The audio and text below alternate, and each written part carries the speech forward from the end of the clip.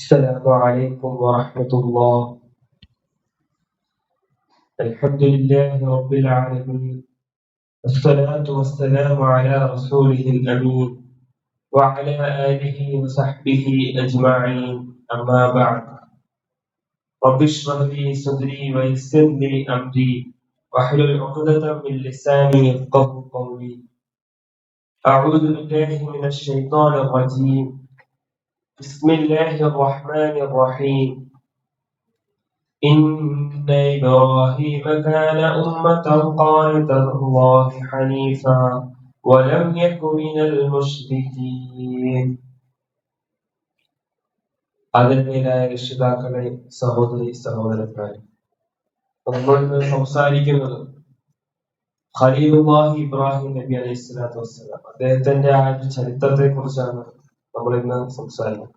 അല്ലാഹു സുബ്ഹാനഹു വ തആല ഖുർആനിൽ പരിചയപ്പെടുത്തിയത് ഇന്ന ഇബ്രാഹിമ കാന ഉമ്മത്തൻ ഖാനിതൻ ലില്ലാഹി ഹനീഫൻ വലം യകു മിനൽ മുശ്രിക്കീൻ.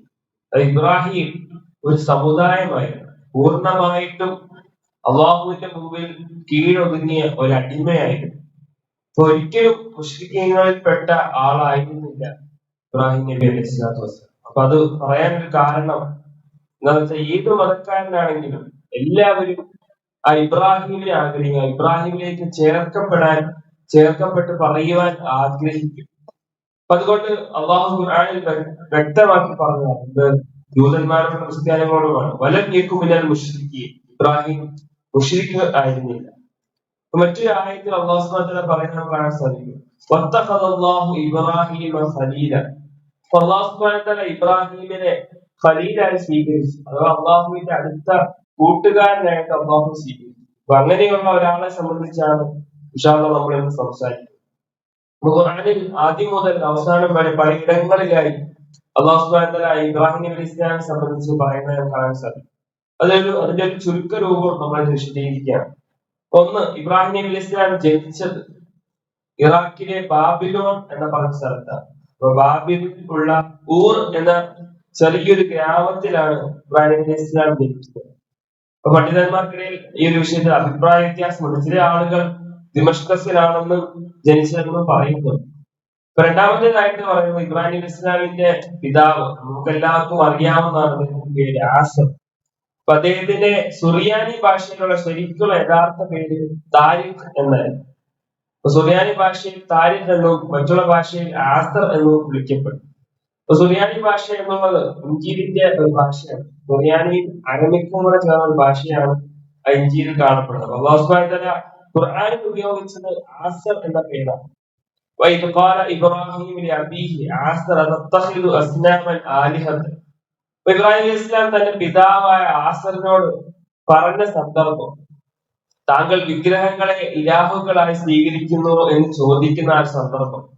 അപ്പോൾ ഖുർആനിൽ ആസർ എന്ന പേരാണ് ഇബ്രാഹിം അലൈഹി ഇസ്ലാമിന്റെ പിതാവിന് നൽകിയിട്ടുള്ളത്. അതുപോലെ ഇബ്രാഹിം അലൈഹി ഇസ്ലാമിന്റെ പിതാവ് കാഫിറായിട്ടാണ് മരണപ്പെട്ടത്. പറയുന്ന ഒരു സുദീർഘമായ ഒരു ഹദീസ്, ഇമാം ബുഖാരി ഉദ്ധരിക്കുന്ന ഒരു ഹദീസ്, ഇബ്രാഹിം അബാഹു യൗമൽ ഖിയാമത്ത്. ഇബ്രാഹിം നബി അലൈഹി ഇസ്ലാം തന്റെ പിതാവിനെ നാളെ ഖിയാമത്ത് നാളിൽ വെച്ച് കണ്ടുമുട്ടും.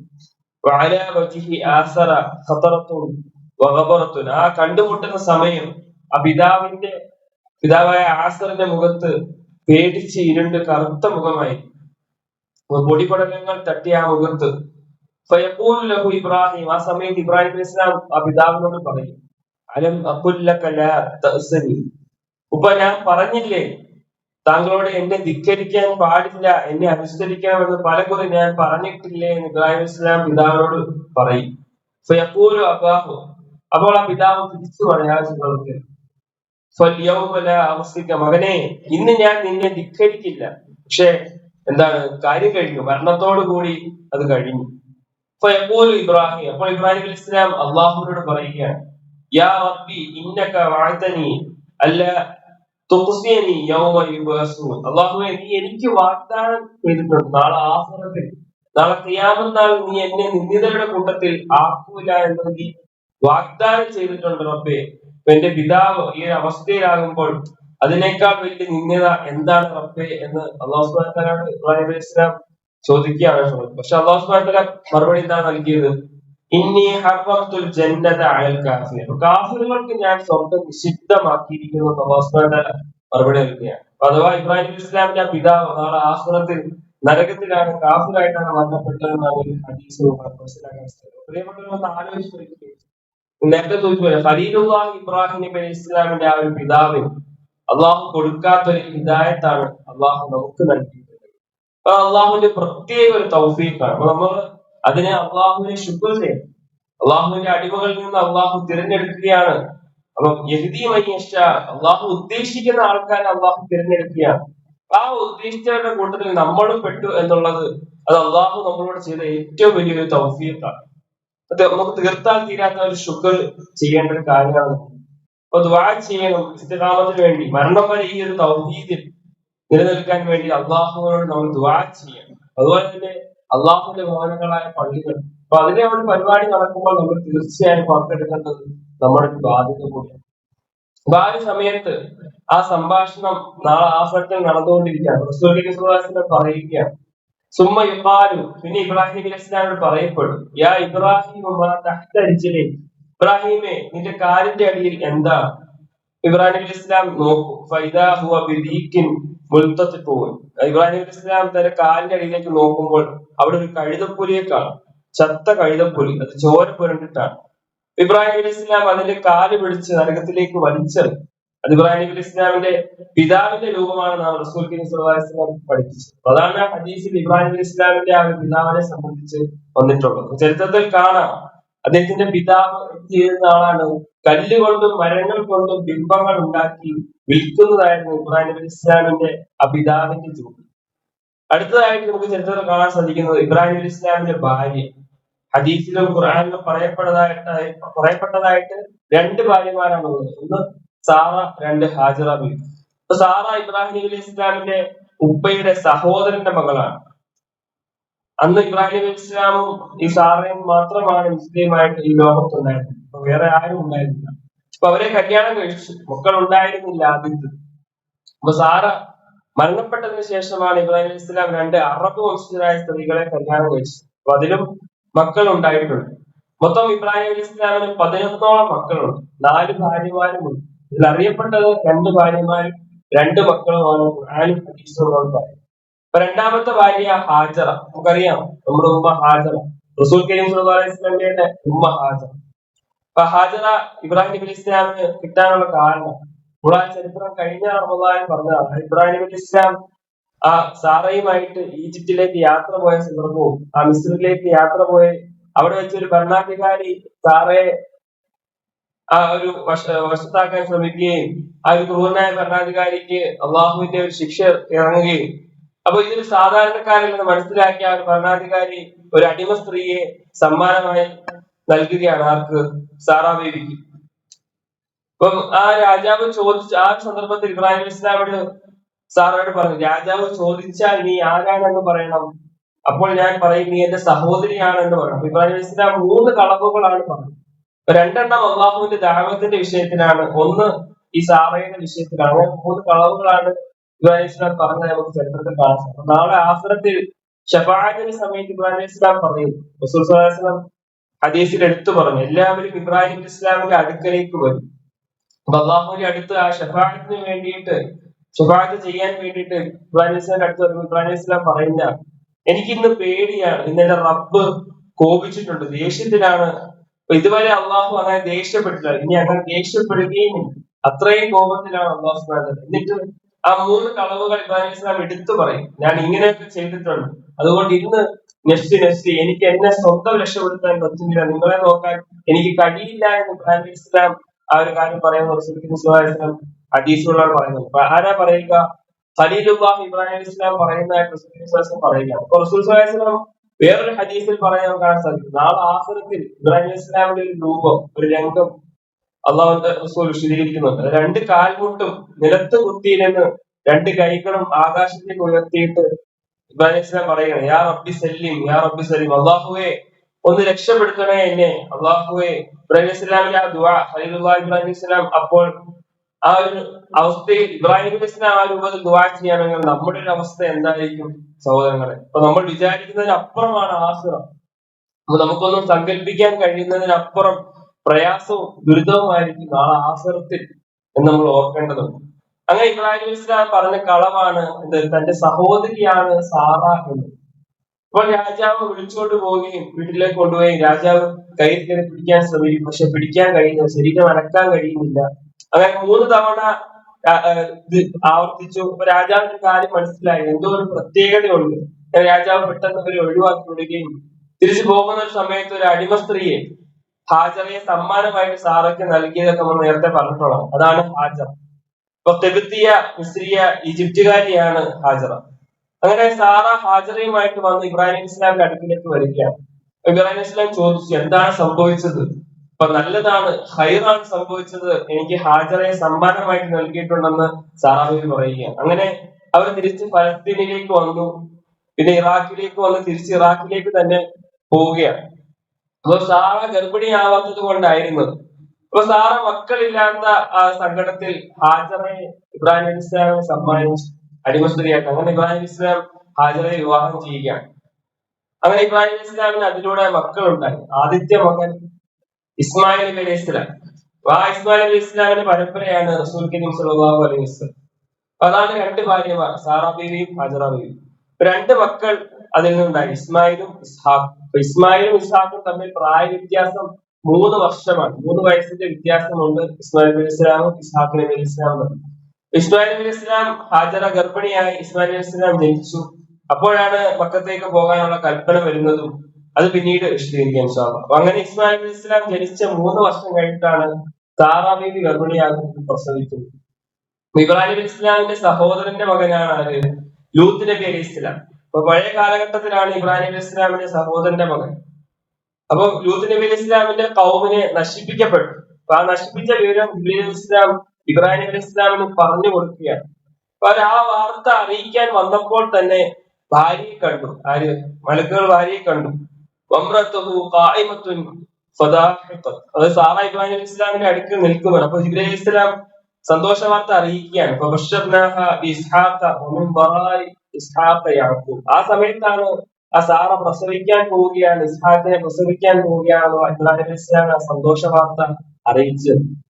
അപ്പോഴാണ് ഗർഭിണിയാകുന്നത്. ഇതാണ് ഇബ്രാഹിം അലൈഹി ഇസ്ലാമിന്റെ കുടുംബം ഖുർആനിലും ഹദീസിലും സ്ഥിരപ്പെട്ടതായി കാണാൻ സാധിക്കുന്നത്. ഇപ്പൊ ചരിത്രത്തിൽ 11ഓളം മക്കൾ ഇബ്രാഹിം അലൈഹി ഇസ്ലാമിന് ഉണ്ടായിട്ടുണ്ട്. അത് പിന്നീടാണ് എന്നാണ് നമുക്ക് ചരിത്രത്തിൽ കാണാൻ സാധിക്കുന്നത്. ഇബ്രാഹിം അലൈഹി ഇസ്ലാം ദഅവത്തിനെ കുറിച്ച് നമുക്കൊന്ന് വിശദീകരിക്കാം. ആദ്യം ദഅവത്ത് ചെയ്യുന്നത് സ്വന്തം പിതാവിനെ തന്നെയാണ്. പിതാവിനെ ദഅവത്ത് ചെയ്തു. അല്ലാഹു സുബ്ഹാനഹു വ തആല പല രീതിയിൽ ഇബ്രാഹിം അലൈഹി ഇസ്ലാമിന്റെ ദഅവത്തിനെ ഖുർആനിൽ പരിചയപ്പെടുത്തിയിട്ടുണ്ട്. ഒന്ന് പിതാവിനോട്, ആദ്യം തന്നെ കുടുംബത്തിൽ ആരംഭിച്ചു, 2 സമൂഹത്തിനോട്. അപ്പൊ ആദ്യം സ്വന്തം കുടുംബത്തിൽ നിന്നാണ് ഇബ്രാഹിം അലൈഹി ഇസ്ലാം ആ ദഅവത്ത് ആരംഭിച്ചത്. അവസാനം ഇബ്രാഹിം, ഇബ്രാഹിമിനോട് പിതാവ്, അന്ന് നീ ഈ പണി നിർത്തിയിട്ടില്ലെങ്കിൽ നിന്നെ കല്ലെറിഞ്ഞാണ് ഓടിക്കുന്നത് പിതാവ് പറഞ്ഞാൽ കാണാൻ സാധിക്കും. അങ്ങനെ സമൂഹത്തിലേക്ക് തിരിയുന്നു, സമൂഹത്തിനോട് ദഅവത്ത് നടത്തുന്നു. ഒരു സംഭവം പറയുന്നത് ഖുർആൻ ഇബ്രാഹിം അലൈഹി ഇസ്ലാമിന്റെ ആ ജനത നക്ഷത്രങ്ങളെ ആരാധിക്കുന്ന ഒരു വിഭാഗം ആൾക്കാരായി. അപ്പൊ ഇബ്രാഹിം അലൈഹി ഇസ്ലാം നക്ഷത്രം നോക്കിയിട്ട് ഇങ്ങനെ പറഞ്ഞു, അതാണ് എന്റെ റബ്ബ്. ആ നക്ഷത്രം അപ്രത്യക്ഷമായപ്പോൾ ഇബ്രാഹിം അലൈഹി ഇസ്ലാം പറഞ്ഞു, അല്ല, എന്റെ റബ്ബ് എന്നെന്നും ജീവിക്കുന്നവൻ, അപ്രത്യക്ഷമാവുകയില്ല. അങ്ങനെ ചന്ദ്രൻ വന്നു, ചന്ദ്രനെ സംബന്ധിച്ച് പറഞ്ഞു, ഇതെന്റെ റബ്ബാണ്. അപ്പോൾ ചന്ദ്രൻ മാഞ്ഞപ്പോൾ, അല്ല, എന്റെ റബ്ബ് ഒരിക്കലും മായുകയില്ല, എന്നെന്നും ജീവിക്കുന്നവനാണ്. ഇതേ രൂപത്തിൽ സൂര്യൻ വന്നു, അപ്പൊ ഇതാണ് എന്റെ റബ്ബ് എന്ന് പറഞ്ഞു. ആ സമൂഹത്തെ ബോധ്യപ്പെടുത്തുകയാണ്, ആ കൗമിനെ ബോധ്യപ്പെടുത്തുകയാണ്. അങ്ങനെ സൂര്യനെ മാഞ്ഞപ്പോൾ ഇബ്രാഹിം അലൈഹി ഇസ്ലാം പറഞ്ഞു, ഇതല്ല എന്റെ റബ്ബ് എന്നെന്നും ജീവിക്കുന്നവൻ. പക്ഷെ ആ ഒരു സമൂഹം ഇബ്രാഹിം അലൈഹി ഇസ്ലാമിന്റെ ആ ദഅവത്ത് മനസ്സിലാക്കി. രണ്ടാമത്തേതായിട്ട് നമുക്ക് ഖുർആനിലും ഹദീസിലും കാണാൻ സാധിക്കും, ഇബ്രാഹിം അലൈഹി ഇസ്ലാം അവർക്ക് വലിയ വിഗ്രഹങ്ങളുടെ ഒരു വീടും, ആ വീടിൽ മൊത്തം വിഗ്രഹങ്ങളും ഉണ്ടായി. ഇബ്രാഹിം ഇസ്ലാം പറഞ്ഞു,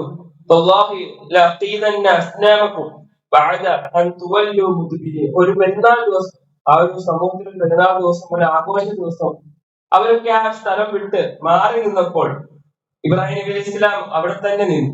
അവർ തിരിച്ചു വരുമ്പോഴേക്കും എല്ലാ വിഗ്രഹങ്ങളെയും അടിച്ചു തകർത്ത് നിരത്തിട്ട് ഒന്നൊഴികെ ബാക്കിയാക്കി. അപ്പൊ എന്നിട്ട് ആ തച്ചു തകർത്ത ആ ഒരു കോടാലി, മറ്റുള്ള വിഗ്രഹങ്ങളെ തകർത്താൻ ഉപയോഗിച്ച ആ കോടാലി, ആ മഴു, അത് ഏറ്റവും വലിയ വിഗ്രഹത്തിന്റെ കഴുത്തിൽ തൂക്കിയിട്ടു. അപ്പൊ ആളുകൾ തിരിച്ചു വന്നപ്പോൾ കാണുന്ന കാഴ്ച, എല്ലാ വിഗ്രഹങ്ങളും തരിപ്പണമാക്കി കിടപ്പുണ്ട്. പക്ഷെ ഒന്ന് മാത്രം ബാക്കി, അതിന്റെ കഴുത്തിൽ ആ കോടാലി കിടക്കും. അവരെല്ലാവരും സംശയിച്ചു, ഇബ്രാഹിം അല്ലേ ഇത് ചെയ്തത്. ഖാലു അൻത ഫഅൽത ഹാദാ ബിആലിഹതിനാ യാ ഇബ്രാഹിം. ഇബ്രാഹിമെ, നീയാണോ നമ്മുടെ ഈ വിഗ്രഹങ്ങളോട് ചെയ്തത്, നമ്മുടെ ഈ ആലിഹത്തുകളോട് ചെയ്തത് നീയാണോ? ഖാല ബൽ ഫഅലഹു കബീറുഹും ഹാദാ ഫസ്അലുഹും ഇൻ കാനൂ യൻതഖിഊൻ. അതാണ് ഒരു കളവായിട്ട് പറയുന്നത്. അതായത് ഇബ്രാഹിം അലൈഹി ഇസ്ലാം പറഞ്ഞു, ഞാനല്ല ചെയ്തത് ആ വലിയ വിഗ്രഹമാണ്, അതിന്റെ കഴുത്തിലാണ് ആ കോടാലി ഉള്ളത്, മഴുവുള്ളത്. അതിനോട് ചോദിക്കൂ, ഇൻകുന്തും തന്തിഖൂൻ, അത് സംസാരിക്കുന്നുണ്ടെങ്കിൽ അതിനോട് ചോദിക്കൂ എന്ന് ഇബ്രാഹിം അലൈഹി ഇസ്ലാം പറയുകയാണ്. ഫറജഉ ഇലാ അൻഫുസിഹിം, അപ്പൊ ഓരോരുത്തരും ചിന്തിച്ചു. ഫഖാലു ഇന്നകും അൻതുമുൽ ളാലിമൂൻ. അപ്പൊ ഇബ്രാഹിം അലൈഹി ഇസ്ലാം പറഞ്ഞു, നിങ്ങളാണ് ളാലിമീങ്ങൾ. സുമ്മ നുഖിസു അലാ റുഊസിഹിം ലഖദ് അലിംത മാ ഹഉലാഇ യൻതിഖൂൻ. അപ്പൊ അവരൊക്കെ ഇബ്രാഹിം അലൈഹി ഇസ്ലാമിന് മുന്നിൽ തലതായിട്ട് മറുപടി പറയും. കാരണം അവർക്കൊന്നും പറയാനില്ല, കാരണം അവർക്ക് ചോദിക്കാൻ കഴിയുന്നില്ല. അവർ ആരാധനയുടെ വിഭവങ്ങൾ ആ ഒരു ബിംബത്തോട് ചോദിക്കാനുള്ളൊരു, അവർക്ക് തന്നെ ഉത്തരം മുട്ടുകയാണ് ആ സാഹചര്യത്തിൽ. അപ്പൊ അവർ ചോദിച്ചു, ഇബ്രാഹിമെ, നിനക്കറിയില്ലേ അവർ സംസാരിക്കില്ല എന്ന്? കാല, ആ സമയത്ത് ഇബ്രാഹിം അലൈഹി ഇസ്ലാം പറയുകയാണ്, അപ്പൊ തഅഖുദൂന മിൻ ദൂനില്ലാഹി മാ ലാ യൻഫഉകും ശൈഅൻ വലാ യദുറുക്കും ഉഫ്ഫിൽ ലക്കും വലിമാ തഅഖുദൂന മിൻ ദൂനില്ല. അപ്പൊ ഇങ്ങനത്തെ കാര്യങ്ങളെയാണോ, നിങ്ങൾക്ക് ഒരു ഉപകാരമോ ഒരു ഉപദ്രവമോ ചെയ്യാത്ത വസ്തുക്കളെയാണോ അള്ളാഹു എന്ന് പറഞ്ഞ് നിങ്ങൾ ഇബാദത്ത് ചെയ്യുന്നതെന്ന് ഇബ്രാഹിം അലൈഹി ഇസ്ലാം അവരോട് ചോദിക്കുകയാണ്. അള്ളാഹുവിന് പുറമെ നിങ്ങൾ വിളിച്ചു പ്രാർത്ഥിക്കുന്ന ഈ വിഗ്രഹങ്ങളുടെ അവസ്ഥ വളരെ പരിതാപകരമായി പോയി, മോശമായി പോയി. ഇബ്രാഹിം അലൈഹി ഇസ്ലാമിന്റെ ദഅവത്തിന്റെ രീതി അങ്ങനെയാണ്. ഇപ്പൊ സമൂഹത്തിന് ഉത്തരം മുട്ടിപ്പോയി, മറുപടി ഇല്ല. ഇബ്രാഹിമിന്റെ ചോദ്യങ്ങൾക്ക് മുന്നിൽ അവർക്ക് മറുപടി പറയാൻ സാധിച്ചു. ഇപ്പൊ പല രീതിയിലും ഖുർആൻ ആ ദഅവത്തിനെ വിശദീകരിച്ചു. അവസാനം അവർ പറഞ്ഞു, ഖാലു ഹർറിഖുഹു, നിങ്ങൾ ഇബ്രാഹിമിനെ കത്തിച്ചു കളയുക. അങ്ങനെയാണ് ആ തീക്കൂട്ടാരത്തിലേക്ക് ഇബ്രാഹിം അലൈഹി ഇസ്ലാമിനെ കത്തിക്കാനായിട്ട് അവർ ഇടുന്നത്. അതിന് ഒരു കാരണം ഈ ഒരു സംഭവമാണ്. ഇൻഷാ അല്ലാഹ് ഇതിന്റെ ഒരു ബാക്കി ഭാഗം അടുത്ത ക്ലാസ്സിൽ നമ്മൾ വിശദീകരിക്കുന്നതാണ്. ഒന്ന് രണ്ട് കാര്യം സൂചിപ്പിക്കാനുള്ളത്, ഇൻഷാ അല്ലാഹ് ഇന്ന് നമ്മുടെ പാചകക്കാരന് വേണ്ടി ഒരു ലീവാണ്. നമ്മൾ എല്ലാ വർഷവും ഒരു ദിവസം വിജയരൂപത്തിൽ നമ്മുടെ പാചകക്കാർക്ക് വേണ്ടി ഒരു കളക്ഷൻ എടുത്തു കൊടുക്കുന്നതാണ്.